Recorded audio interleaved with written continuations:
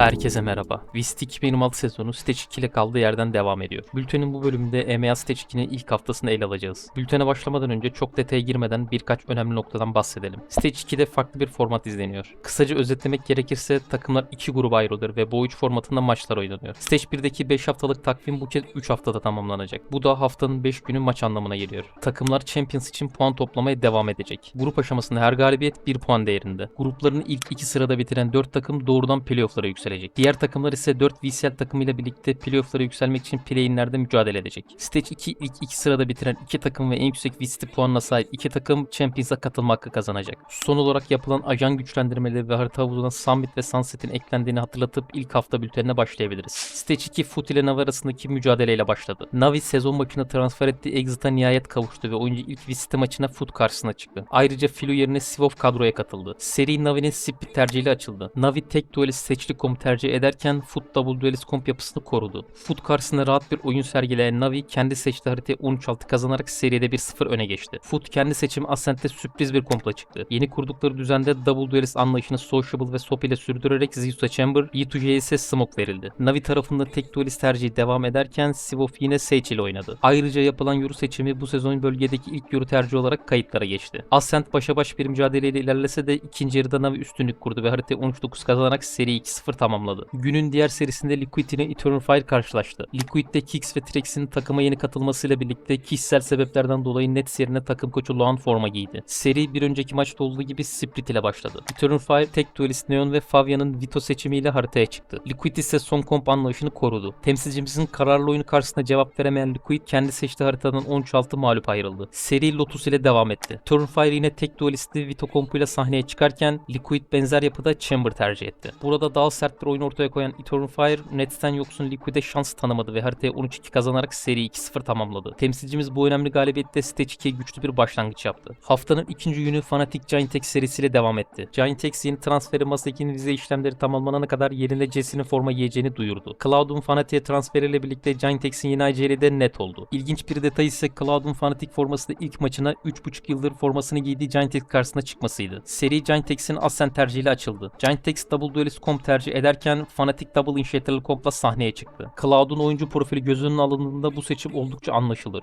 Felictus'ın Omun tercihi de dikkat çekiciydi. Bu seçim onun kariyerindeki ikinci Omun maçıydı. İlk güne kıyasla rekabet seviyesinin çok daha yüksek olduğu haritada iki takım da birbirinin üstünlük kuramadı ve karşılaşma uzatmalara taşındı. Uzatmalarda üstün gelen taraf Fnatic oldu ve seride 1-0 öne geçti. Seri Sunset ile devam etti. Böylece Sunset'in harita havuzuna dönüşünün ardından ilk seçim yapan takım Fnatic oldu. Fnatic kendi seçtiği haritaya tek duelist, Chamber ve seçli komp kurdu. Giant X ise tek duelist yapısına geçerek Jesse'ye Omun verdi. Fnatic Sunset'te daha baskın bir performans sergiledi. Haritayı kapatmakta zorlansa da 13-9'luk galibiyetle seri 2-0 tamamladı. Günün diğer serisinde Pacific ile Gentleman kozlarını paylaştı. Her iki takım da Stage 2'ye birer değişiklikle girdi. Gentleman ise Grip yerine Prox, Pacific'te ise Sinet yerine Weddle kadroya katıldı. Seri Split ile başladı. Gentleman Double Duelist kompla haritaya çıktı. Burada dikkat çeken nokta Mini ile Bipo'nun rol değişikliği yapmasıydı. Takım bunu EVC boyunca da test ediyordu. Pacific ise Sage ve Raze'li komp kurdu. Kontrollü oyununu rakibine kabul ettiren Pacific haritaya 13-5 kazanarak seride öne geçti. Sunset'te Gentlemates yine Double Duelist kompla çıkarken Pacific Double Controller yanına Deadlock ekledi. Bu kez oyunun kontrolü tamamen Gentlemate'steydi. Gentlemate'in 13-5'lik cevabı seri karar haritası Ascent'e taşıdı. Ascent'te Gentlemates Double Duelist komp tercih ederken Pacific Double Sentinel kompla haritaya çıktı. Burada da üstünlüğünü sürdüren Gentlemates Ascent'e 13-4 seride 2-1 kazanarak Stage 2'ye galibiyetle başladı. Üçüncü günü Carmine Corp Eternal Fire serisiyle açıldı. Sunset'te başlayan seride tarafları ilk kez bu haritada izledik. Eternal Fire Double Duelist komp tercih ederken Casey Neon artı Chamber kompu ile çıktı. Casey'nin Sunset seçimi karşısında Eternal Fire çaresiz kaldı ve haritayı ezici bir şekilde kaybederek seriye kötü bir başlangıç yaptı. Seri Lotus ile devam etti. Eternal Fire Liquid karşısında kullandığı kompu korudu. Casey ise Sunset'teki kompunu değiştirmeden Lotus'ta da kullandı. Lotus önceki haritanın aksine oldukça rekabetçi geçti. Normal round sayısında kazanan çıkmayınca uzatmalara gidildi ve haritayı 15-13'lük skorla Casey kazandı. Böylece seri 2-0 tamamlayan Carmine Corp Stage 2'de ilk galibiyetine uzandı. Günün ikinci serisi de Sunset ile açıldı. Vitality haritaya Double Duelist kompla çıktı. Normalde bu düzende daha çok Sayanora'yı Phoenix ile izliyorduk. Ancak bu maçta Yampi ile rol değişikliği yaptı. Navi ise seçtiği Double Controller komp tercih etti. Navi baştan sona önde götürdü haritayı 13-9 kazanarak seride 1-0 öne geçti. Birizde taraftar birbirini aynalayan komplarla haritaya çıktı. Vitality tek taraflı oyunuyla haritayı 13-6 kazandı ve seri 1-1'e geldi. Kazanan split haritası da belli oldu. Navi önceki komp düzenini korurken Vitality Double Duelist yapısıyla sahne aldı. Son haritada da kontrollü oyunu sürdüren Vitality 22. round sonunda 13-9'luk galibiyete ulaştı. Böylece seri 2-1 kazanan ekip Stage 2'ye galibiyetle başlamayı başardı. Haftanın 4. gününde Gentlemates ile Foot Stage 2'deki ikinci maçlar için karşı karşıya geldi. Gentlemates Pasifik karşısında olduğu gibi Foot'a karşı da Sunset tercih yaptı ve komp düzenini korudu. Foot ise alışılageldik Double Duelist kompuyla haritaya çıktı. Haritanın başından itibaren üstün olan temsilcimiz bu dominasyonu sonuna kadar sürdürdü ve Sunset'e 13-9 kazanarak Heaven'a 1-0 önde girdi. Heaven'da Gentlemates bilinen kompunu değiştirmeden çıktı. Bu kompla Stage 1'de Foot onları 13-6 mağlup etmişti. Temsilcimiz ise Masters Londra boyunca namağlup kullandığı kompa sadık kaldı. Güçlü Heaven performansını sürdüren Foot ilk yarıyı 8-4 önde kapattı. Gentlemates ikinci yarıda oyuna ortak olmayı başardı ve mücadeleyi uzatmalara taşıdı. Walk out and find a kill.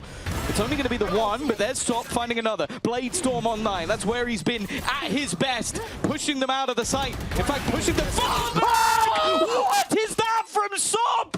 Again with the Blade Storm, he is untouchable. And guess what? We're heading to overtime after all.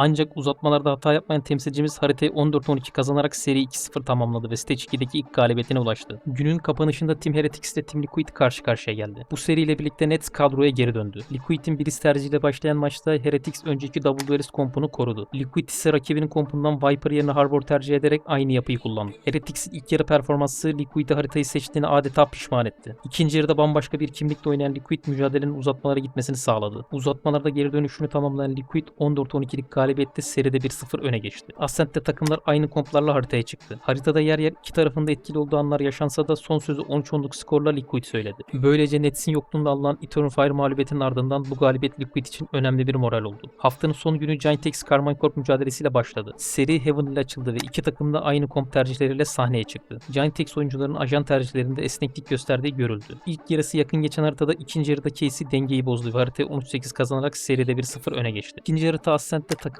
Neon Jet harici aynı ajanlarla haritaya çıktı. Bu haritada Casey baştan sona üstünlük kurdu ve 13-4'lük skorla seri 2-0 tamamladı. Takes the Phoenix, Aves delivers the first, but he'll need to do it again. The 3K to take us 2-0 in the series. And the Sheriff is out to close! Hafta kapanışını Vitality BBL kapışması yaptı. Heaven ile başlayan seriye BBL önceki Double Duelist komp düzenini korudu. Vitality ise Double Duelist yapısına Chamber ekledi. Temsilcimiz ilk yarıda kurduğu dominant performansla devreyi 10'a 2 önde kapattı. Sangorn, it's just beautiful to watch BBL play like that. What is that? Prior to this game kicking off. Skora rağmen Vitality pes etmedi ve ikinci yarıda geri dönüş için elinden geleni yaptı. 11-11'de skoru eşitlese de BBL son 2 roundda alarak haritayı 13-11 kazandı. Seri split haritasıyla devam etti. Vitality Navi karşısında kullandığı komp düzenini korurken BBL'de son split kompuyla sahne aldı. Temsilcimiz bu haritada da etkili bir başlangıç yaptı ancak ikinci yarıda rakibinin güçlü geri dönüş çabasıyla karşılaştı. Vitality maçı uzatmalara götürme noktasına gelse de BBL son roundda fiş çekti ve haritayı bir kez daha 13-11 kazanarak seri 2-0 tamamladı. Bu kritik galibiyetle BBL hem Stage 2'ye galibiyetle başladı hem de Champions yarışında VST puan açısından önünde bulunan Vitality karşısında çok değerli bir puan elde etmiş oldu. Rekabetin izlerine haftanın ilk gününde gelen Soshi bıçağı ile başlayalım. Hero the one to stop them doing so as he's identified and ran down. Oh no! He's making any further statements about how I feel about them on this map for now though. Oh my god. Yeah, here we go. Fabian 4 saniyede roundu bitiriyor. He's here. And yeah, Fabian with a freebie on the side. Absolutely ridiculous. Look at this. I still don't know. Nah. That is They don't need help. disgusting. Masters Toronto finalinde PRX'in Fnatic karşısında kullandığı taktiği Fnatic Giant X üzerinde deniyor. Very fast play indeed. That's it. And the Warlock. None the bloody wiser. Noya and a kayak sent straight through. This could be a dangerous one. TP and a wall. It's beautiful. What an idea, but Boaster's been caught. Stage 2'nin ilk ace'i Bippo'dan geldi. Kind of really shaped him up. And to being the player that we expect, Recover this weapon. Bippo wants to fight it. he's got a judge and up close and personal. That's exactly where you want it to be. So overall, this round is to be done. And imagine being a Dark fan as well here, Hazza. You've got one German on either team. Yeah, it is against pistols, but look, this is a big confidence builder for Bippo, of course. I mean, plenty of people in the community calling for his head, but mates know exactly where they want to put their stock. Well done. Vitality'nin 3 kişilik spike bloğu başarısız oluyor. Can they body block this one? Look at it, here we go. Oh, I thought it was... He looks so close to denying it too. Get on the bomb, get on the bomb, get on. Martin'in çabası Futu Heaven'da devirmeye yetmedi. It'll be Sociable that has to stand and greet the pack, the first taken down, but the tip of the spear still sharp as ever. Mini wrapping around My will be God. caught. Sociable. He could have fallen back, he could have retreated, but he stands his ground for 3. And now, making this a costly round. Should be hard! Martin makes it look easy. Zeus has 7 health, and he'll have to kill Martin twice. He won't even get it away. The mates are slowed on the approach. Nice shot from Martin, but that's done. It's boxed him in the corner. He's been seen. Zeus didn't realize, and Martin somehow gets away with the kill. And now the flash is perfect! Another big round from Martin! One after another! And with Yedige, the last man standing, Martin doesn't need a kill for orbs or for economy, but he needs it for the ace! To take the lead for E2 ve Soap C saldırısını sadece mouse'un sol tuşuna basarak savunuyor. I'll turn that into something a little bit more. If at first you don't succeed, try again! And while Sop delivers again from getting stop decimated. that from happening. The wall up, even the cage, that cage is Yedige's. And well, it was the Rakibini drone'da avlamak isteyen Koşmaras'a net sürpriz yapıyor. Koshmaras deep, trying to play on the timing of the drone. He's got him. He's surely got... Oh! Yes! Yes! From one of these last 12 rounds. Heretic serinin ilk haritası Biriz'de ilk yarıda rakibini adeta haritadan sildi. Ancak taraf değişimi sonrası oyun biraz tersine döndü. Defans tarafını 20 kill ile bitiren Wood, atak tarafında yalnızca 3 kill bulabildi. Elbette bu mağlubiyeti tek bir oyuncuya mal etmek doğru olmaz. Skor tablosuna bakıldığında atak tarafında Riens haricindeki oyuncuların varlık gösteremediği, Liquid tarafının ise tüm oyuncularıyla geri dönüş için büyük çaba sarf ettiği görüldü. Aves Westside'ın kamerasına görünmeden sızıyor. Round'un devamında iki Giant X oyuncusu onu fark etmiyor. O da onları fark etmiyor. Levin vuruşlarıyla iki oyuncuyu avladığı anda sahnede oldukça garip bir sekans yaşanıyor. the noose in on him. He's coming out of B main, trying to fly under the radar, get under 30 seconds left. what should close this round. The thing is, they might not clear this corner, but Aves might not look at them. It's just going to be ships in the night. They walked right past each other. He's looking up, and he's looked right as they've rounded the corner. But Levin swings in. Unbeknownst to him, there were 2 players ripe for the taking, and now Westside has missed them. Oh my God! GX have gotten so unlucky in this round. Westside now slips. Ever seen him? Cam confused, perhaps the fact that The worst Levin thing is as catches them well, off yeah, guard after why is Levin this. even looking there? my Like God. after Avis must have just been going. Yampi BBL karşısında geri dönüşün fitilini bonus tatlı Ace Clutch ile ateşliyor. Anyway, that was Rockcan. Straight down long with the trade there for Yampi. That's going to be the ult now coming through. He has that ready and available. The Rock's not really backing away though. He's dedicated towards Sewer. Yampi would love one here. Going to see good info. He can check behind the smoke, or I guess in the smoke. And a great catch again, Great Yampi. bait from Yampi, man. I'm so impressed with this man. I cannot sing his praises enough. Frustration, I'm sure, but Yampi...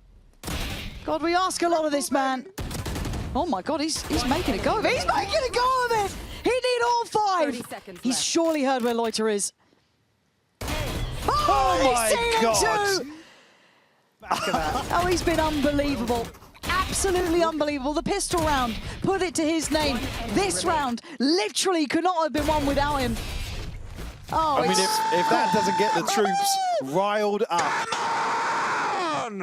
Carmine Corp oyuncusu Nereit'in Eternal Fire maçı öncesi verdiği röportajda "Çok rahat oynuyoruz. Hiçbir taktiğimiz yok. Açıkçası hiç konuşmuyoruz bile. Sadece maça çıkıp oynuyoruz" şeklinde ifadesi hafta boyunca çok konuşuldu. İkinci maç öncesi takım aceli Avez'de bu konu sorulduğunda ise şu yanıtı verdi. "Taktiğimiz yok ama bir sürü protokolümüz var. Savaş planları anlamında stratejimiz yok. Çünkü bu tarzda ve bu sistemde çok fazla antrenman yapıyoruz. Nasıl yapılacağını zaten biliyoruz. Çünkü oynadık." KC haftayı 2-0 kapattı. Bakalım bu yaklaşım ilerleyen haftalarda kendilerine nasıl yansıyacak. Hasar tablosunda listenin başını 3 3 Türk oyuncu çekti. 267 ACS ile Fabian ilk sırada yer alırken 262 ACS ile Alfajer, 259 ACS ile Riens, 258 ACS ile Martin ve 247 ACS ile Chronicle ilk beşliği oluşturdu. Listenin alt sıralarında ise Nets'in yokluğunda bir gününe forma giyen Lohan 114 ACS ile son sırada yer aldı. Onun sırasıyla Cooper, Ross, Felix ve Benji Fish'i izledi. Haftanın en çok tercih edilen haritası Sunset oldu. Onu yasaklamadan yeni harita Summit ise takımların oynamaktan en çok kaçındığı harita oldu. Bildiğiniz üzere Summit Stage 2 ile birlikte harita havuzuna eklendi. Diğer 3 bölgede harita ilk haftadan itibaren oynanırken EMEA bölgesi henüz hiçbir seride bu haritayı tercih etmedi. Ajan seçiminde zirvenin sahibi Omen oldu. Reyna, Killjoy, Theo, Aiso, Gecko, Claw, Brimstone ve Mix ise ilk haftada hiç kullanılmadı. Stage 2'nin ilk hafta bülteninin sonuna geldik. İçeriği desteklemek için abone olmayı, beğenmeyi ve yorum yapmayı unutmayın. Bir sonraki videoda görüşmek üzere, kendinize iyi bakın. Burada roketler geldi.